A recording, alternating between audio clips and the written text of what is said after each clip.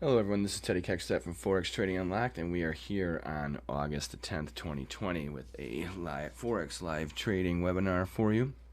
And real quick, I want to pull up our disclaimer just to get this out of the way. Please review this. And this is just to remind you that this webinar is for illustrative and educational purposes only. And while you're reading this, maybe also click the subscribe button on our YouTube for our YouTube channel so you are notified when we come out with our videos and have our live trading webinars going on. And with that, we're going to give you one quick little plug for a book called High Probable Japanese Candlestick Patterns. It's available on Amazon.com in paperback and Kindle versions. And through it, you can utilize the best buy and sell patterns used for over 400 years to give yourself a competitive edge against the markets. And with that, we're going to go to our live action screen. And the reason we gave you that little plug for the book is because we have a whole bunch of trading signals to take a look at across the currency Forex market. Now, we're going to skip past the numbers.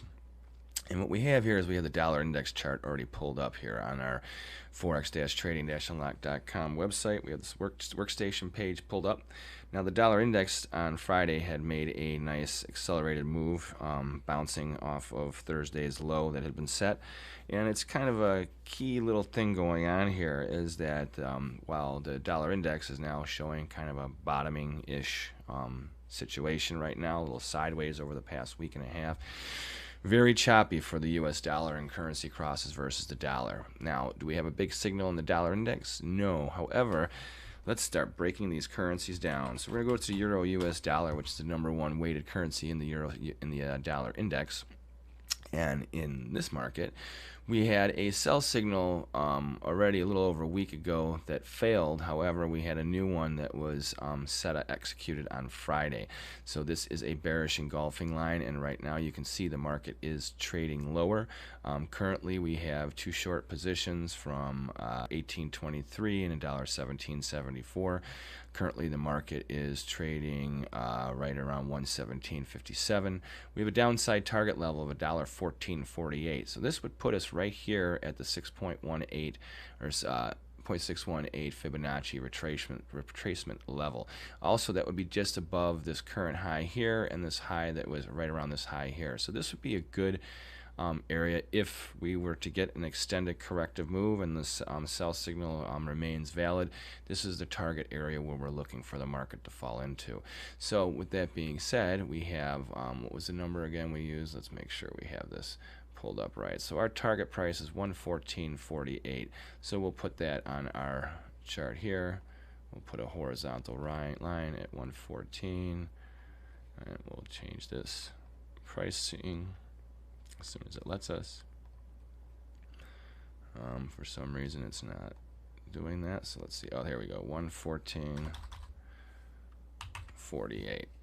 Okay, so this is our downside target area. So you can see the trade signal happened Friday, and we are looking for this to come down to this level sometime in the short-term future.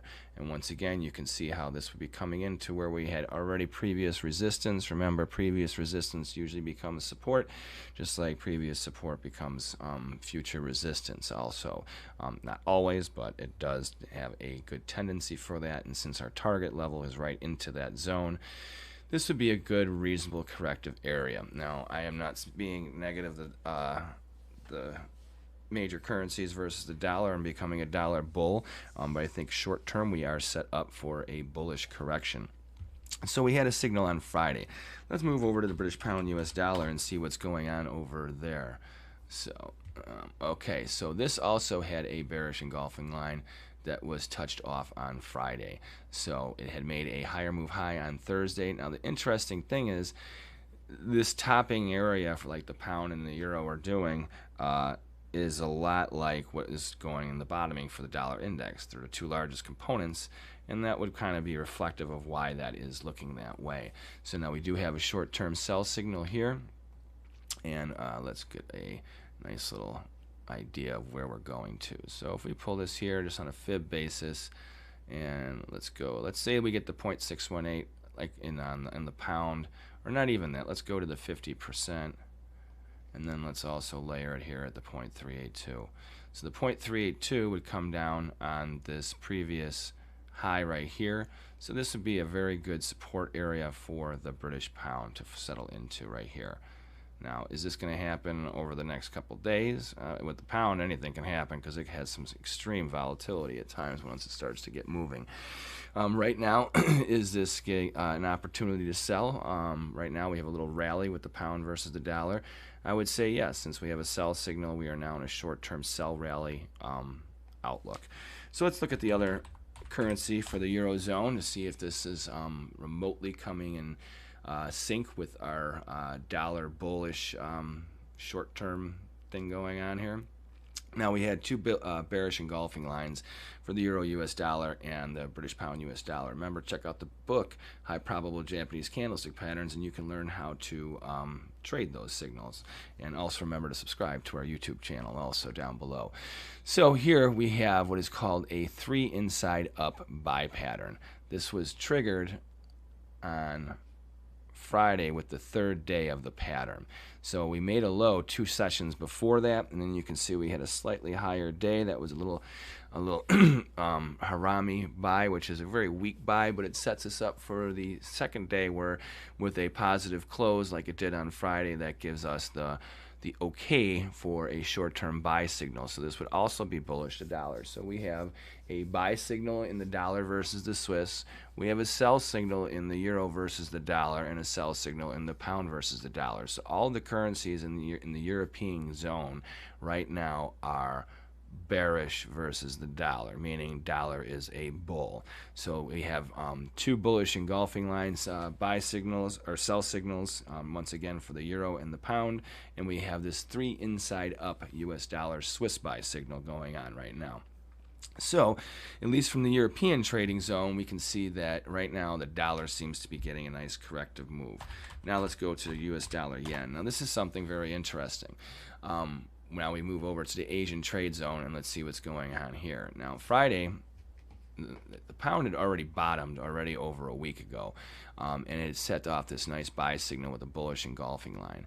It started to follow through, and then it started to putter. But see this little circular area here? If you read the book, High Probable Japanese Candlestick Patterns, this is a continuation pattern that formed and was completed on Friday. Usually you have a little bit more of a trend before you get a pattern like this, but since this is a corrective move, remember the US dollar has been a bear now for quite some time.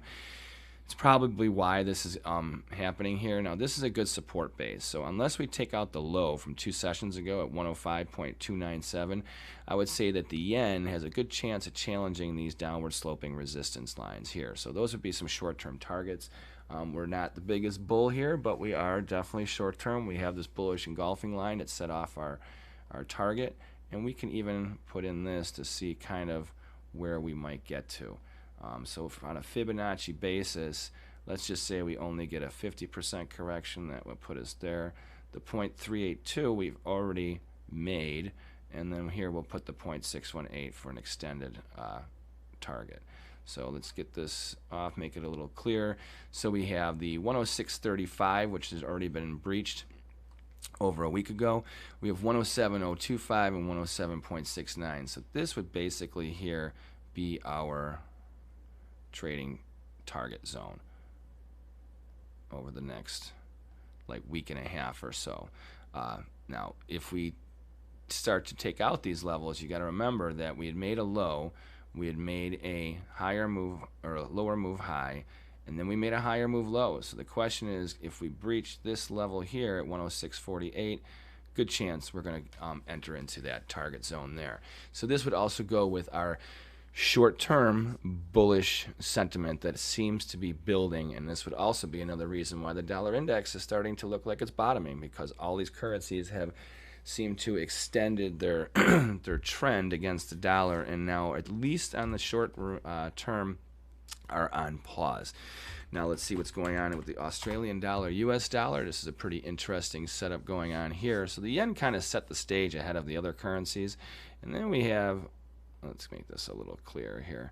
So we got to raise this little arrow here. There we go. Okay, so we had on Friday in the Australian dollar, US dollar, a bearish engulfing line sell signal, and it had made, after I just made a higher move high. So once again, we have another currency that seems like it wants to reverse gears. Now this has been a very big bullish trend for quite some time, so we really need to see it fall through support to really make this a valid kind of claim here. But it does look as though the trend here, and we'll use this here. There we go. So this is where we're looking at right now. I would say that key off of this low here, and excuse me, and I think any failure from here would confirm the downward downside sell signal, as well as the beginning of a nice corrective move. This market hasn't had very much of a downside correction during this upward trend at all for months. So are we overdue? Well, yeah, I guess you could say we're overdue. Doesn't mean it's going to happen, but right now we are bearish. Now, something that helps to support this, besides the fact that the yen is losing ground versus the dollar, and that trade zone seems to be weakening versus the dollar after having the dollar been beaten up for a while. So Friday we did have a very big sell-off in the New Zealand dollar, US dollar. Now this market had made its high a week and a half ago, so this one peaked a little bit before Australian dollar did. So we have some divergence. So even if the Australian dollar maintains itself and just say sideways to even higher, New Zealand dollar looks like it really wants to go lower. Main reason is we had this bearish engulfing line sell signal. Then you see this highlighted area here of these 4 bars where we had this low here, then we had a nice little corrective move higher, failed to make take out our sell signals here at the top, and then boom, Friday we closed lower like this. This is a 5-day pattern, continuation pattern also, that usually you would see after the market had been trending for a little bit, then you get a short little correction and boom, a continuation of the trend.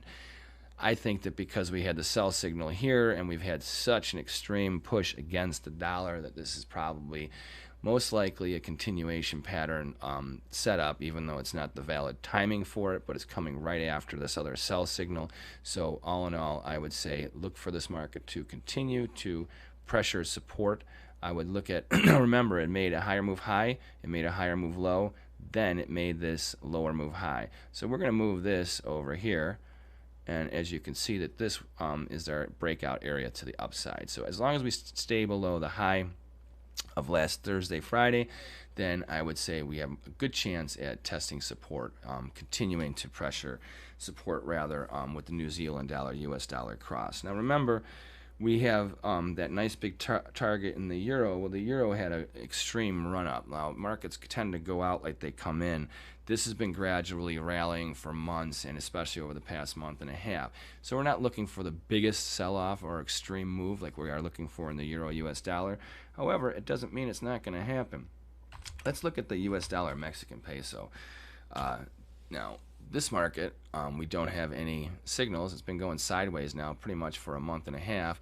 But it does look like it's starting to get a little bit bullish. The one nice thing we have here is that we have this trend line here that has been taken out. So perhaps at least the sideways is the call to bullish. So we'll see how this goes. Overall, it did have this low here, a lower move high, then a higher move low here, and it looks like it's looking to try and challenge resistance, meaning a dollar bull is in place. Let's look at the US dollar versus the Turkish lira. Now this is kind of a big thing. We know about the explosion that happened in Beirut, Lebanon last week, which doesn't bode well for that region. A lot of suffering, not to mention the coronavirus, and more strife is just looking like it's on the table. We had a nice run up with the dollar strength and the Turkish lira up until today. It's pulling back. I think that today's slide is a profit-taking move. Remember, within just 3 days, this market had all of this ground, making it a long-term bull once again. It had been basing, while the other currencies here from June through end of July rather, had been bashing the dollar. This is where the dollar seemed to get strength first, was in the Turkish lira. So now usually you don't say, well, why would you look at this? Well, this is the Middle Eastern trade zone, where this is kind of one of the currencies where you look to find out what's going on. It's squeezed between Europe and Asia, and this is our one little indicator of where at least dollar strength in that, or dollar strength or weakness is what the outlook is for that region. Right now, obviously, dollar strength is the call. Let's look at, since we looked at the peso, let's stay in the American trade zone and see what we have in the US dollar Canada. Now, in this market, look at what we have here. We have a 3 inside up buy signal here that was triggered in this market as well, meaning the US dollar is now a short-term bull versus the Canadian dollar. Now, we had made a lower move low. That was where the beginning of the signal started. Then Friday was the execution day, or confirmation day of the signal. So that low that we had made was a lower move low. So right now we are looking for a breakout of this last lower move high around $1.3462. Today the market's a little bit lower. I would say it's a buy break forecast, and the low of this signal would also be the risk level. Any failure from here obviously confirms a lower trend, but right now what we're looking for is a short-term correction, not the biggest one. But we are looking for a little bit of a correction on this one. Let's see how we can go here. Let's go to the 0.618. Probably this would be the big area to challenge before you know of any further breakout action. So let's just say that above here we obviously would be bullish. Now we hit this target line. Let's say that we do. That would mean that we take out this lower move high, making the trend neutral to bullish short run. And then also we take out this downward sloping resistance, which has held the trend intact since the top of the move with the US dollar Canada, and it's been breaking ever since the middle of March. This could be the beginning of at least some more sideways like this, which is what we've seen so far all summer, or the beginning of another wave higher, meaning dollar strength in a big way versus the Canadian dollar. Is that going to be the case? Who knows? Right now we are only looking for the short-term turn, which seems to be going on right now. Let's go back to our Euro US dollar real quick and see what's going on. Hey, we got Johnny Garvin here. He's checking us out today. Yo. Hey, Johnny, how are you? Do you have any questions at all? Let's see if he does. Any trades on there, Johnny? So let's give Johnny a little time to check us out and see if he has any questions. So we're looking back here at the Euro US dollar, which since we've been talking has pretty much stayed right about where it was at. We're still right around the same trading. What is it, at 1756? Yeah, I think it was at 1757 when we were on that. So we have this downside target here in the euro, and we are looking for this. Now remember, like we said, markets tend to go out like they go in. So what do I mean by that? Well, those other ones have been trending gradually over months. You can see the run up, that the breakout to the upside for the euro that they had, it was quite extreme. This is one of the reasons why the dollar index really got hammered, especially into the last week and a half. Now that it seems like the euro has at least run out of gas, you know, a corrective move is something that we really can think that is most likely going to happen now. Now, remember, this doesn't mean that we are overly bearish, this market. So all that means is that we are looking for a short-term turn of events. Now, if we go back to when the whole coronavirus shakeup really started to move things around, like here was the bottom back in March. Now, if you look at this, the trend obviously is higher move highs, higher move lows, but we got it wasn't the steepest sloping trend like the other markets, and we didn't really even get a big breakout until it took out this high from June, and that was done, what was that? That was done on, it was a month later, so the middle of July. Now we're at the middle of August. So in that time, we've had one of the biggest trend run-ups since we started to really move out in May. And now I think it's time for, like we had here, a little digestive phase. So could it look like this little period here, like we had from June into July? Very likely that we could just go sideways and hover here. This market is strong. And think about it. Let's just say that we were to go sideways here for the Euro US dollar. Hey, Johnny Garb, I've bought the Euro US dollar since it is a daily supply zone back in August. Okay, September. Okay, let's see. August of 2018. Yeah, well, that's definitely been a pretty good call, being long since then, especially for the, obviously must be holding the real currency. So we are a bull, you know, long term, and I think that, like I said, We're not calling for a big turn in the dollar index. We're looking for a corrective move, meaning a short-term dollar bull, and then give us a nice buying opportunity. So now the question is, how high can we really go with this? So now the dollar index had obviously been bashing new lows. So what would it mean for, where would it project the euro as far as a longer-term bull? So let's just say that we come back and correct down to here and we get a bounce at 114. I think this would be the extreme of any sell-off going on right now. Then how high could we go? In fact, I got a really good one for you on that one. So let's just say that we start to come down here, okay, and we bounce and we trade around, and then all of a sudden we start coming this way, okay. Let's just say that that is how this market decides to go in the next couple months. This would put us into September, heading into the beginning of October. Remember, we do have an election time going on here in the United States. How interesting this will be, that's for sure, right? And then here we got, let's see, let's do a fib projection here. Let's see, fib extension. Okay, so let's just say that we go from here up to here. And let's put this out here. Now let's go on a monthly basis. We have to go to the monthly chart because the daily is just not going to cut it for this one. All right, so let's put this out here like this. And that gives us, let's say that we do have a breakout to the upside and we take out that big high that happened recently. What is our expected target level? Well, I can tell you that, let's say the dollar index continues to get hammered. For us to get back to, let's see, we have, this was in February of 2018 was the high. So we'll put this right here. Okay, and that falls above the 0.786 level on the Fibonacci basis. So let's say that the market isn't that strong, and that the market isn't quite that strong in the dollar, even though it's a bear.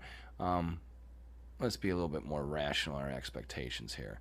So let's get rid of the Fibonacci thing here. So this would be our target zone here of $1.2380. So right now the market's trading at $1.1915. So $1.2380 would be our longer term. Now this is on a monthly basis. So this could take us the next couple months. It could take us the next couple of weeks, and it could take, well, I wouldn't say a couple days without any really accelerated reason to do so.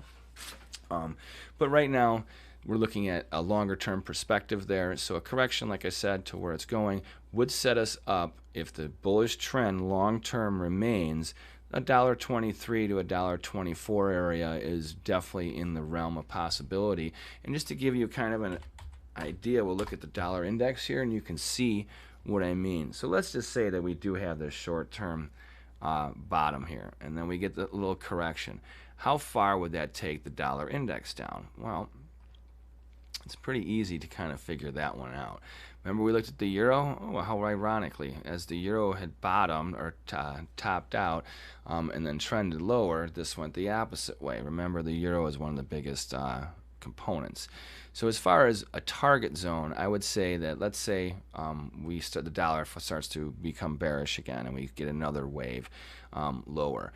That would have us targeting this 88 area, definitely the 90 cent area, but I think that this 88 would be new move lows or somewhere right around there. So between that and then maybe right around here, between 89.175 and 87, basically 88. This would be our longer term target area should we really get a sell-off in the dollar.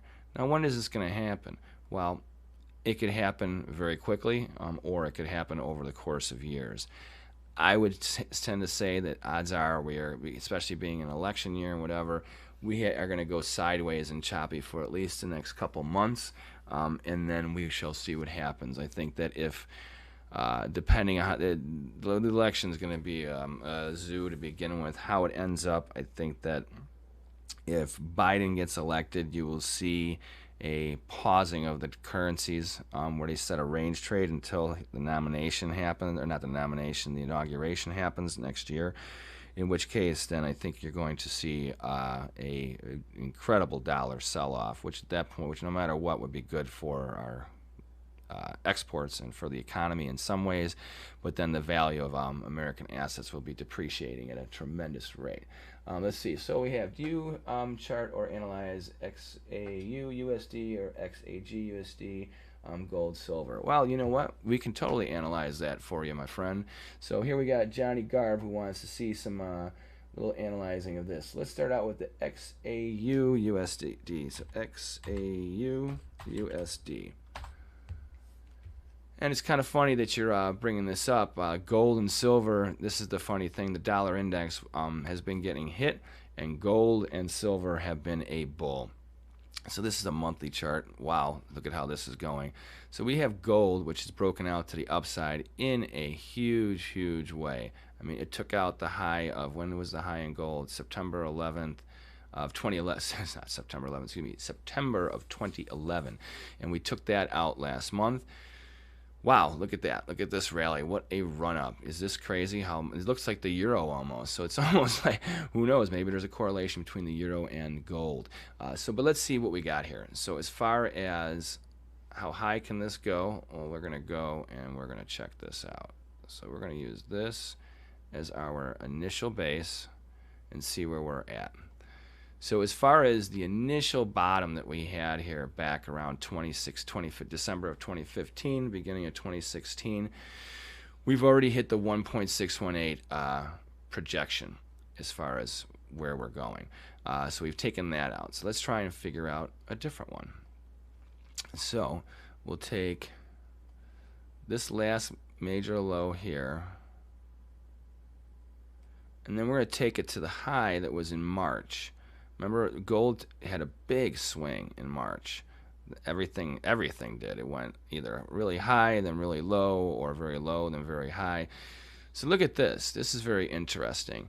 Gold right now has pretty much is now settling right here in this area between the 0.5 and 0.618 projection on the monthly scale. Now, obviously, we have higher levels to go, but it seems like we're in a good area of where a bunch of different Fibonacci levels come in.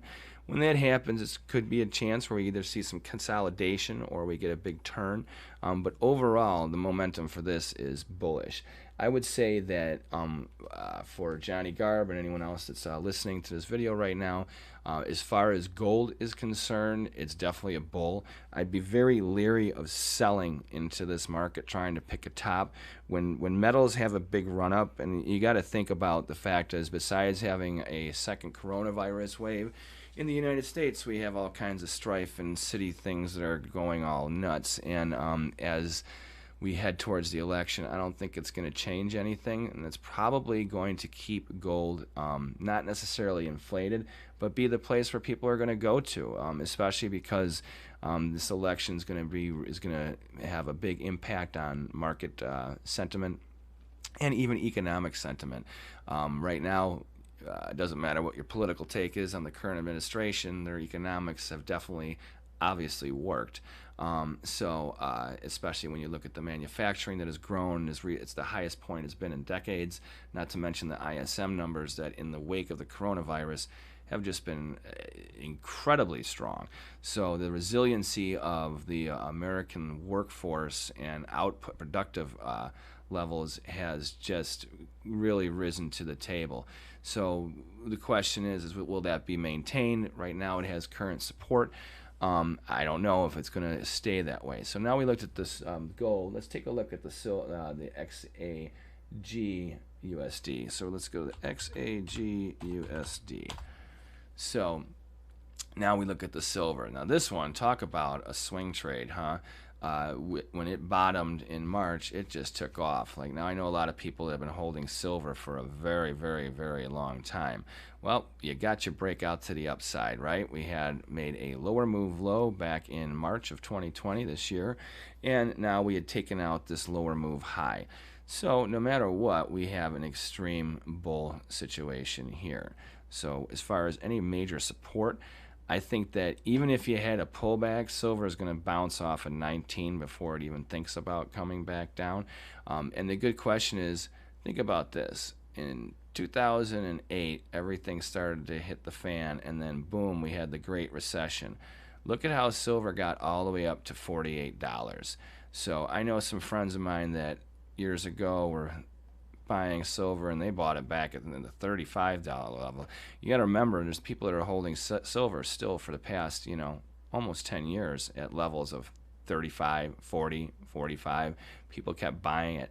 I think this is where you're going to run out of gas. Historically, silver has had some major run-ups. Markets tend to go out like they come in. So as you can see how this one steeply just kept on going and going and going. Right now, we're in that same type of environment. So as far as where can silver go to, well, let's use this once again. Now, since we have this here, I'm going to go to this, and then here we go. Okay. So where is our projection here that we can go to? Let's go and put some horizontal lines here.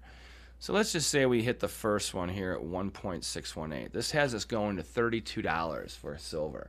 Okay, guys? Now, I like this as far as a short-term topping area. When you look at where the market had consolidated here for quite some time, it was between here, and I'm going to change the color so you get the consolidation here. We'll make it solid. Okay. And then right here. So for silver, you can see that it can, after it had its big spike run up, that it had a consolidation between 35 and 27 here and bouncing around for a few years. That's pretty much, I think, what you're going to be seeing is a short-term maybe rally up to 35, see a little bit chopping around here around our target of this 32. And then once it gets to this zone here, I think that this is where you're going to see a little bit of consolidation. If things really, really continue to get heated up and we have continuing dollar bear action, now that's the one thing I think you really have to take into account, is that if you have a really strong dollar bear, that would really help to fuel this rally. But also markets, like I said, they tend to go out like they come in. So this is a very steep vertical rally. If we continue to have exacerbated upside moves in silver as well as in gold, I think you're going to get to the point where selling is not a good idea, but getting out of longs is. And I would use caution because, like, when you see how this, when it did turn, and this is the thing you got to take into account, folks. See how this market spiked here in April of 2011? It turned fiercely the next month. I mean, look at this range. I mean, it went from 49 all the way down to 32, back up to 43, and then it never looked back and went south. Now once it gets below this 27 area, that's when things start to get a little bit more secure, as far as like you'll start to see buying come in. So I think that will slow down any downside action. Like, will we go back to $12 an ounce? I don't know. I have no clue. I doubt it, but we shall see. You remember that we had a very strong economy. There was no reason to be really being an aggressive bull in silver up until last March, April, when everything started to go. Let's see, do you have a Discord where you and other people can chat about charts and send their markups? I do not have a Discord set up. I know that people do use it.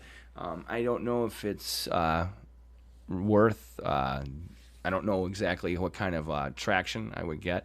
How about you, Johnny Garb? What do you think? Do you think that setting up a Discord account and doing that would be a good idea for us? You're our viewers, so if you think that that's a better way to interact with even more traders, we have no problems trying to set up something like that. So real quick, while we're still online here with everybody, just want to check out our trade here with the Euro US dollar. Hey, it actually broke like 5 pips. Not really doing that much action. Remember, we're already at the we're heading into lunchtime in the US. I think that on the day we might be done already.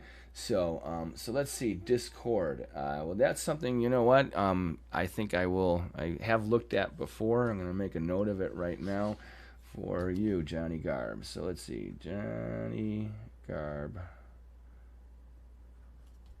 Discord setup. I will look into it for you, Johnny, no matter what, and I will see what we can do here. Let's see. Oh, yes, it definitely would be dope. Okay. If you think it's that good, you could send a message to everyone when you're live. Okay. And others can share their advice. You know what?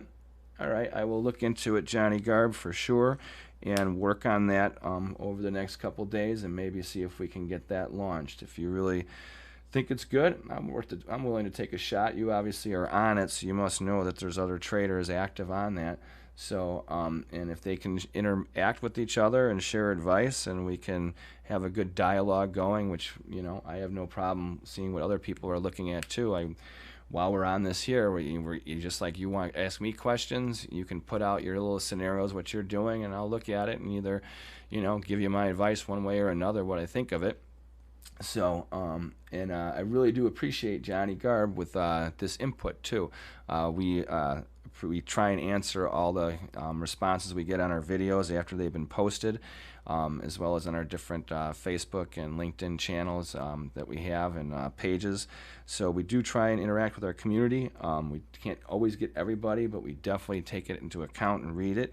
And something like this is definitely good advice for us to look into, and anything that can help grow our audience and also make our audience more readily happy to interact with us, we are willing to give a shot. So thank you, Johnny Garb, once again.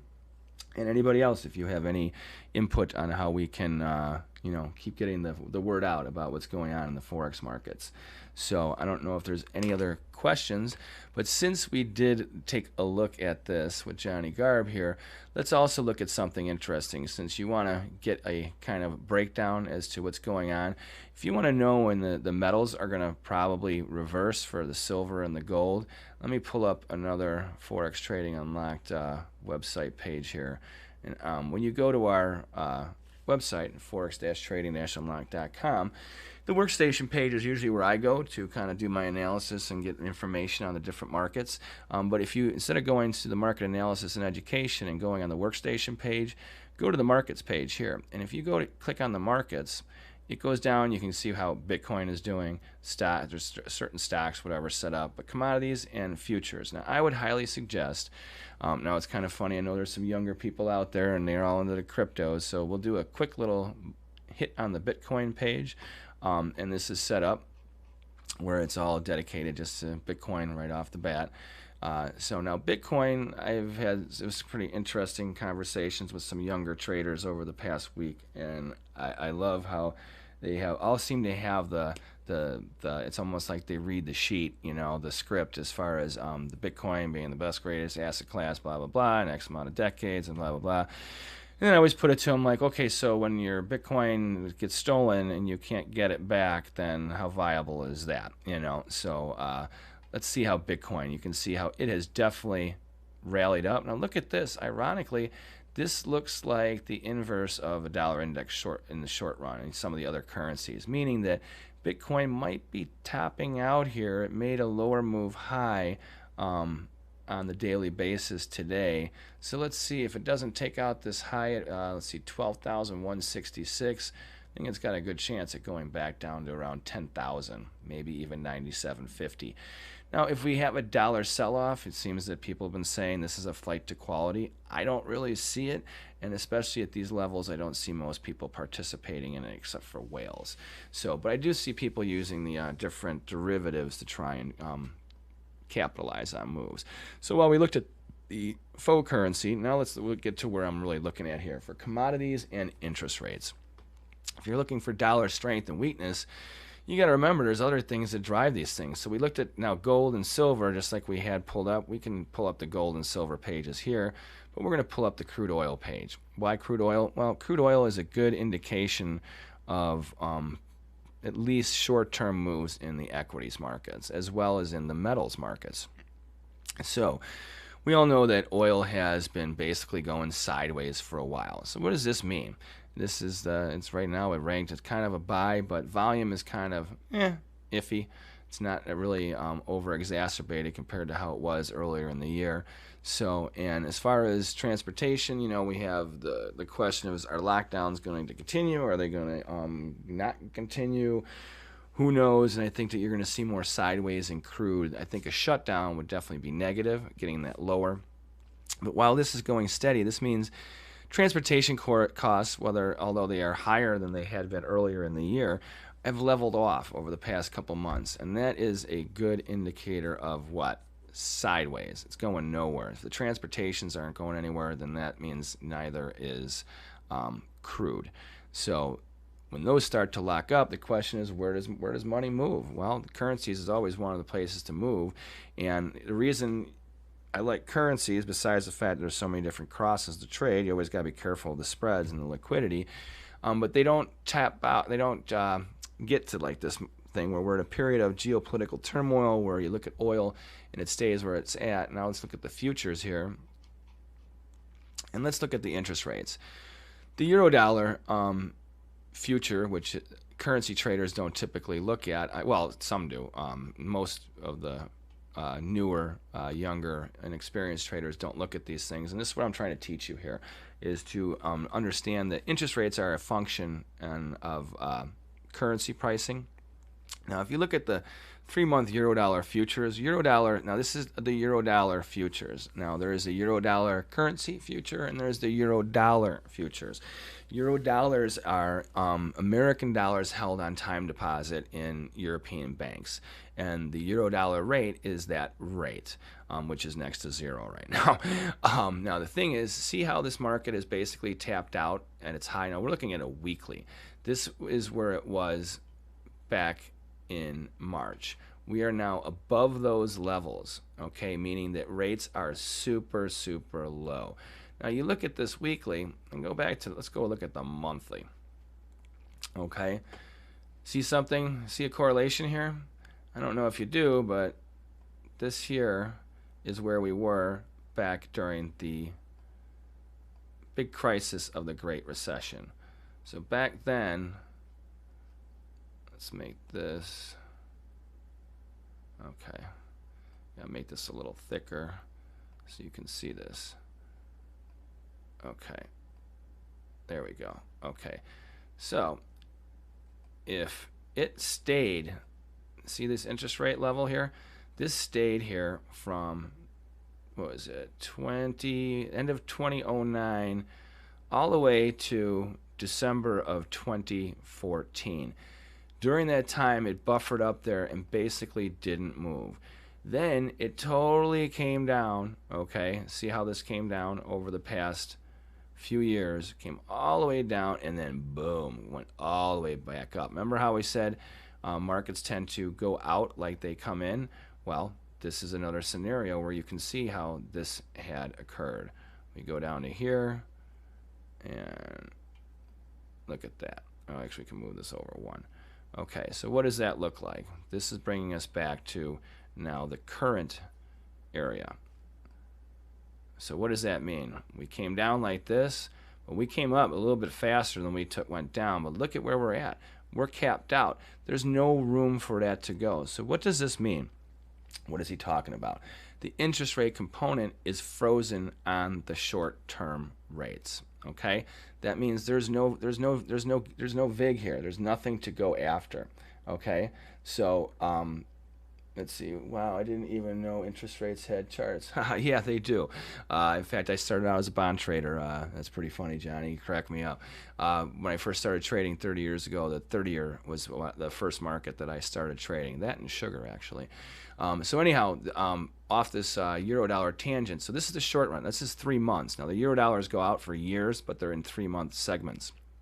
Now we're going to go back, and now we're going to look at the 30-year. Now, the 30-year is the big benchmark. The 10-year gets the most liquidity and action and news when you watch CNBC, especially if you see Rick Santelli from the CME, he talks about the yield curve all the time. He's usually talking about the 10-year note for the most part. But he does bring in the 30-year because as much as all the kind of economists like to discount it, the interest rates in the long term are always run by the 30-year. So interesting enough, we look at the 30-year. Let's make this chart a little clearer. If you go, remember how we looked at the euro dollar, the short-term rates. Now, the short-term rates, those are interest rates. They're like, think of it as a short-term loan. You have like a 5-year loan. The bond, 30-year bond, is a 30-year loan. Now, if we go back to the 2008 crisis, and we show where we were at with all the, hoopla and what was going on. Let's see, 2009. So then it kind of fell off and balanced out. This is where we capped out at, and then it took the direction of the Fed staying very cutting rate bias, whereas the short terms had gone right to their highs. 30-year had a lot of room to go, and it kept swinging and trading its way up and along. Then let's see, we get to even here. So this is what? This is July 1st of 2016. This is 4 years ago. Interest rates bottomed out, and after that, they kept breaking and breaking and breaking up until the end of last year. Interest rates were going up. It was getting more expensive to finance. It was the most expensive to finance on average it was right around the average of the past 6-7 years. Still a very good deal. All of a sudden, coronavirus starts hitting Asia. Most people aren't talking about anything. They were trying to impeach the president, and all of a sudden, boom, we get the wave. It starts coming here in 19, at the end of 19. See this little sell-off? We had been in this cutting interest rate environment. Then all of a sudden, they started getting a little, let's tighten. Then, boom, coronavirus starts to come. By March of 2020, we cap out. And look at where we got to. This is the big thing, what I'm talking about. Remember the short-term interest rates? It took them months and over a year to get there the first time, and then it took years of bobbling around there, and then fell off. Instantly went to the highs. We've made higher move highs now in the 30-year bonds than we could possibly do in the short terms. This is a big deal. The 30 years capped out. Right now it's trading so high that if it could go back up to its high back in, let's say we have a redo of the coronavirus, you're going to probably see bond pricing back up around 190.91. That's about the highs, as high as they can go. Once they get up there, they can only go lower. They can bobble, and I mean, they can obviously, keep pressing that number, but there's no room to go. And you got to think about this too, is that 30-year bonds, they're worth $100,000 in 30 years. Who wants to buy something for $181,000 right now that's going to cost only $100,000 when you get your money back? Not a good investment, right? So that's telling us that the interest rate variable, there's not much left to go. So where are we going with this? The carry trade is over. The carry trade is over for the dollar and other currencies, because all these other interest rates are reflective, like in the European bund and bundle and all this other stuff. They're doing the same things as these interest rates. So what does that mean? That means that the dollar index now, the interest rate component is completely removed. It also means that there's no money being traded in the interest rates. There's nothing to do there. That means that more money is going to flow into the currencies. Why? Because the currencies trend, currencies have liquidity, and there is a reason for currency movement still today for other reasons. Interest rates aside, we know that the U.S. Fed is going to stay, it already said, for the next year or two, it's going to keep a low interest rate policy to keep us, because we don't know how long the coronavirus is going to last. But that gives us good information. It means that we have set certain key levels and ranges for the dollar.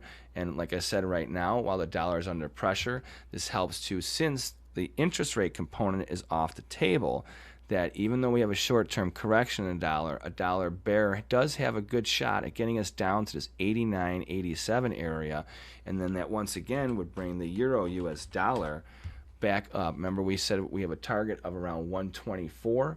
That would give us a good chance at getting up into this level up here. Now, obviously, these are weekly and monthly scales. It's a longer-term methodology.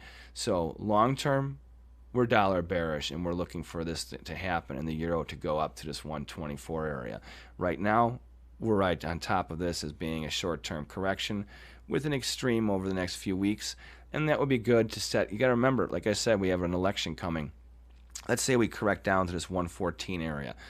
The euro US dollar would have a really good chance of bobbing between 114 and 119 all the way into October, and then we have the November election. And think about this too. See how this upward sloping support line, the bullish trend is still intact unless we really have a big sell-off, which I don't see the market getting down to $1.12 in the euro anytime soon, unless there was a severe reversal of fortune in Europe and a big fueling of coronavirus. All right, so Johnny Garb, let's see. So what does this price equate to interest rates? If the price is higher, that means the interest rates are high?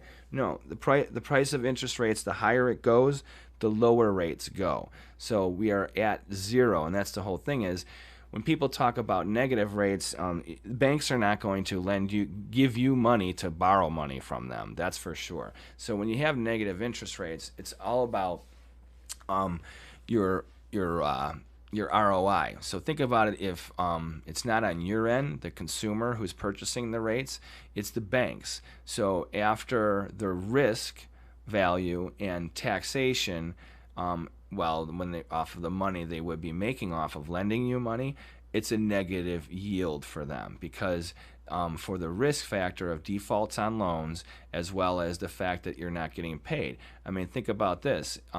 Why would you, on your own personal level, would you give a friend or family member $100,000 with no collateral up and also no interest rate charge, meaning that whether they pay you back in a day or 50 years from now or never, the risk is all yours. You don't stand to make anything, and you can't run a business that way. You can be a friend and a family member and take a hit, but you can't run a business or a bank and stay in business. So that's what I mean by what's going on with the pricing. So yeah, so remember this, when interest rate pricing of the instruments, whether it's a 2-year note, a 5-year note, a euro dollar, whatever, when those go up, rates go down. So a rallying bond market, debt market, in which you see, like, and here's the other thing too, is where's the flight to quality?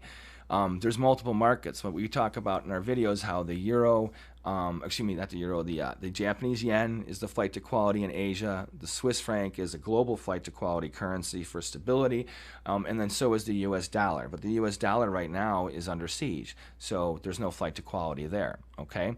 Now here's the other thing: is if you can't run to a currency, where do you run to? Well, you run to the interest rate markets. For instance, when you have like the explosion in Lebanon, let's say that happened in New York. Remember when September 11th happened? All of a sudden there's a rally in the bonds. That's where money goes to, because you know that the stock market, the equity markets are typically going to get hit. So big money sells stocks, sells dollars, and then buys interest rates. But right now the short terms are capped, which means you're buying the high. So it's if for you to put your money there, you no longer, the flight to quality variable is off the table because interest rates have topped out or bottomed out, meaning topped out in price. There's nowhere to go except for the other direction, meaning that if you're putting your money into interest rates because you want to use it as a hedge against geopolitical risk, your risk is being long at the top. So unless things stay where they're at and then give you a chance to pull out and then rotate your money elsewhere, you know, you're doing the wrong thing. So that means that you're not going to get a lot of volume there. And the less volume you have in the interest rates and then also in the equities, then where's it going to go? It's going to the currencies, my friends. That's where it's going. Because there's no opportunity.